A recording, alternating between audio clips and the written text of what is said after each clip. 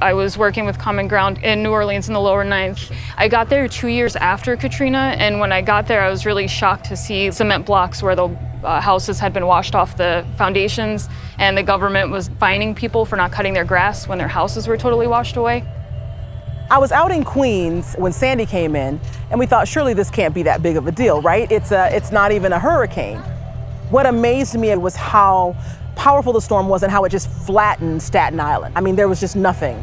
To see the subway close down for the first time in over 100 years because this catastrophic storm had hit New York City was truly terrifying. And I thought, man, if this just starts happening everywhere, what is our world going to be like? Not good.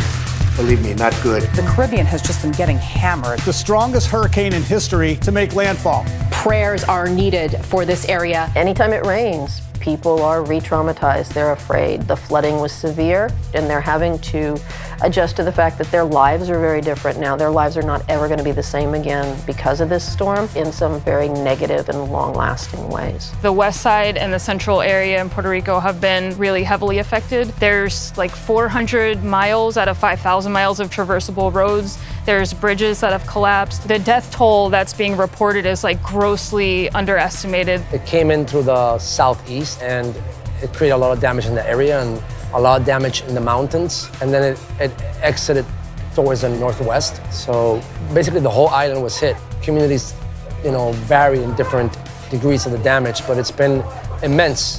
When you're unable to go about your day-to-day life, when people are unable to go to their jobs, when children are unable to go to school, when folks are unable to get medical care, when people literally die of infections, that's catastrophe.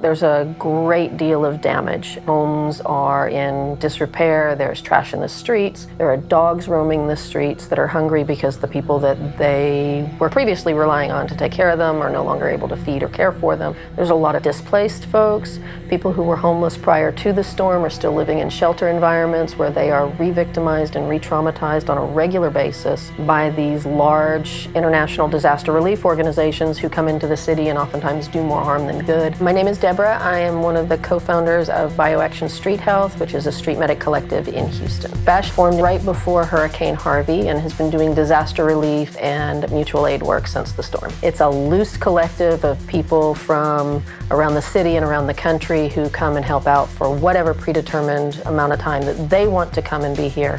We advocate for people who have been locked out of the Red Cross shelter. We help with mucking and gutting of the homes that were flooded. We are doing mold remediation, clothing distribution, food distribution, supply distribution, along with street medic training, mental health training, peer-to-peer counseling training, and regular old street medicing. In times of crisis, I think it's natural for people to look around and see how they can help. We saw a lot of it in Houston, and we saw it happen very quickly. We saw mutual aid groups come together in the blink of an eye. Communities that we're working in, the lower socioeconomic status, the homeless, the poor, the working poor, sometimes they need other people to come in and give them a hand. They know what needs to be done. They don't need to be infantilized or objectified or tokenized, but they just need access to resources. And if you have access to resources, then it's your duty to provide those resources to those who don't have them. The water was not water, it was sewage, and it was overflow from the Superfund sites, from the chemical cleanup sites, and it was toxic. Houston is one of the petrochemical centers of the Gulf Coast.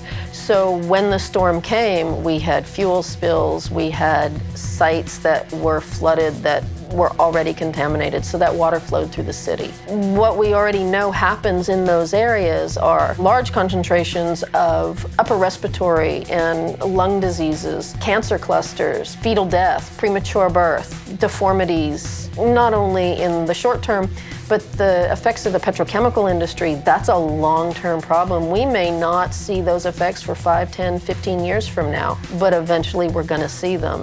We have looting in Houston in the wake of Hurricane Harvey. That's according to local police officials. There have been numerous reports of looting by storm survivors. Neighbors here, they're not messing around. I know of one grocery store in Houston after the storm that was broken into because people were hungry. They took eggs, they took milk, and they took bread. The media was out, and a reporter called the cops, and his reasoning was we had to keep order in place, otherwise there would be total chaos. So of course the government wants to criminalize disaster victims because it does the same with poverty. It has to be part of the discourse and the narrative, and it's also very racialized. There were all those images that came out of Katrina. There's one in particular where it's a photo of a white person with a bag full of groceries dragging it through the floodwaters, and they were portrayed as being beneficial to their family and the community. And then there's another photo of a black person, basically the same situation. Looters, you know, ravaging the city. It's a game. They're the same people doing the same thing for the same reason. Especially Puerto Ricans being the second-class citizens, if you may, these people who enjoy some rights but are colonized by the U.S. Then you also have to promote this idea of criminalization, this idea of incapacity to run a government. But we have the conditions that we have because U.S. imperialism and colonialism has created the situation. What should people do? Should they die? Should they allow their children to die? We should all be considering very deeply what it means when a society values things over human life. Because with the way our society is unraveling and how rapidly it's unraveling, one could easily find themselves swimming to the corner store in search of food.